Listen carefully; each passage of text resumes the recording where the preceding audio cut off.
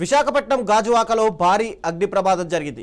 కడితి రోడ్డులో ఉన్న Shiva fire works దుకాణంలో ఒక్కసారిగా మంటలు చెలరేగడంతో దట్టమైన పొగలు ఎగిసిపడుతున్నాయి.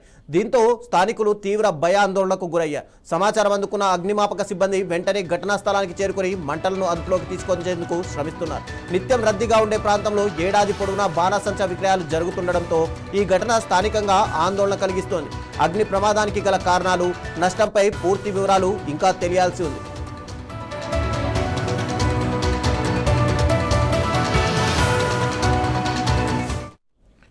దీనిపై మరింత సమాచారం మా ప్రతినిధి శ్రీనివాస్ ఫోన్ లైన్లో అందుబాటులో ఉన్నారు. శ్రీనివాస్, చెప్పండి, అసలు ఈ అగ్ని ప్రమాదానికి కారణం అఘాయిత్యుల పనే లేకపోతే ఏదైనా షార్ట్ సర్క్యూట్ జరిగిందని అధికారులు ఏమైనా చెప్తున్నారా?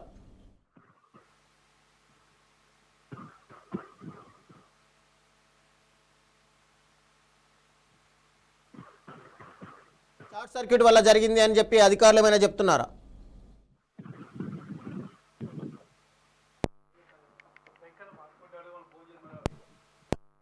హలో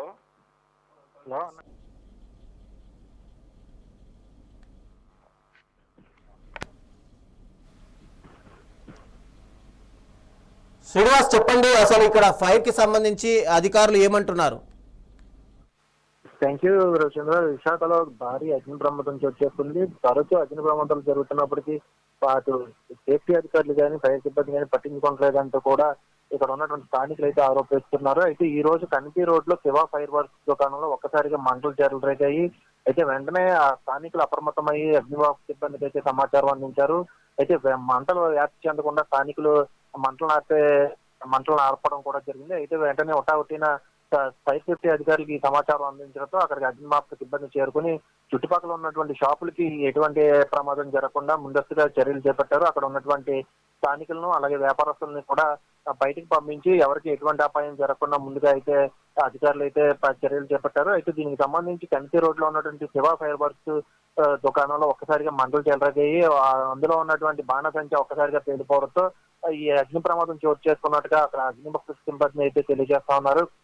అయితే తరచూ గాజువాకలో ఇలాంటి ప్రమాదాలు చోటు చేసుకున్నప్పటికీ కూడా ఎక్కడ అధికారులు వీటిపై చర్యలు చేపట్టడం కానీ సేఫ్టీకి నిబంధనలు పాటించలేని షాపులపై కఠిన చర్యలు తీసుకుంటలేదంటూ కూడా స్థానికులు అయితే పదే పదే ఆవేదన వ్యక్తం చేస్తున్నటువంటి పరిస్థితి. అయితే ఈ రోజు భారీ అగ్ని ప్రమాదంతో పెను ప్రమాదం అయితే తప్పిందని చెప్పుకోవచ్చు. అయితే అక్కడ ఉన్నటువంటి స్థానికులు వెంటనే ఒకటిన ఫైర్ సేఫ్టీ అధికారులకి సమాచారం అందించడంతో అక్కడికి అగ్నిమాపక సిబ్బంది చేరుకుని మంటలను ఒకసారిగా అదుపు చేయడం జరిగింది. అయితే దీంతో పెను ప్రమాదం తప్పిందని చెప్పుకోవచ్చు.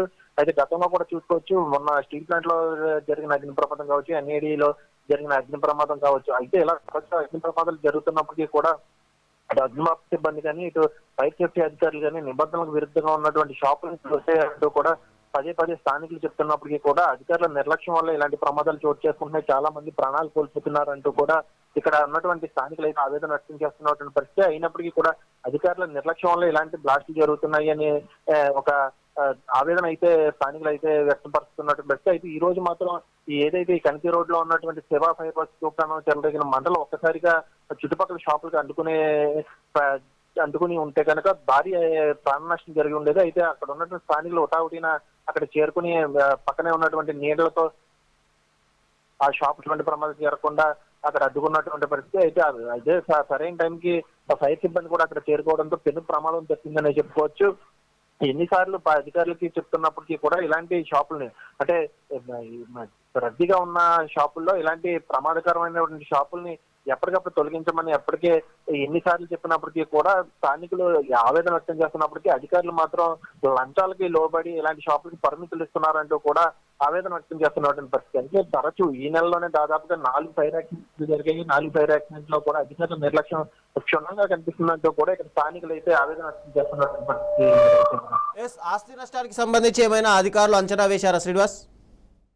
అయితే ప్రస్తుతానికి అయితే ఇంకా ఇప్పుడే మంటలు అదుపులోకి రావాల్సి వచ్చింది. అయితే ఆస్తి నష్టం ఎంత జరిగిందనే దానిపై అయితే ఒక అవగాహనకి రావాల్సి ఉంది. దీనిపై కాసేపట్లో తెలియనుంది. అయితే దీనికి సంబంధించి చాలా మంది చిన్న చిన్న గాయాలతో బయటపడ్డారని చెప్పుకోవచ్చు. పెద్దగా ప్రాణ నష్టం కానీ లేకుండా ఉందని చెప్పుకోవచ్చు. అయితే దాదాపుగా ఏదైతే అగ్నిలో అయిపోయినటువంటి వానర్ చెప్తున్నటువంటి పరిస్థితి అయితే దాదాపుగా 10 లక్షల రూపాయల ఆస్తి నష్టం జరిగినట్టుగా అయితే ఒక అంచనాకి అయితే రావడం జరిగింది. అయితే దీనికి సంబంధించి ఇంకా పూర్తి వివరాలు అయితే తెలియాల్సింది. అయితే దుకాణంలో ఉన్నటువంటి వర్కర్లు ఎవరైతే ఉన్నారో వారికి స్వల్ప గాయాలతో బయటపడ్డారు చెప్పుకోవచ్చు. పక్కనే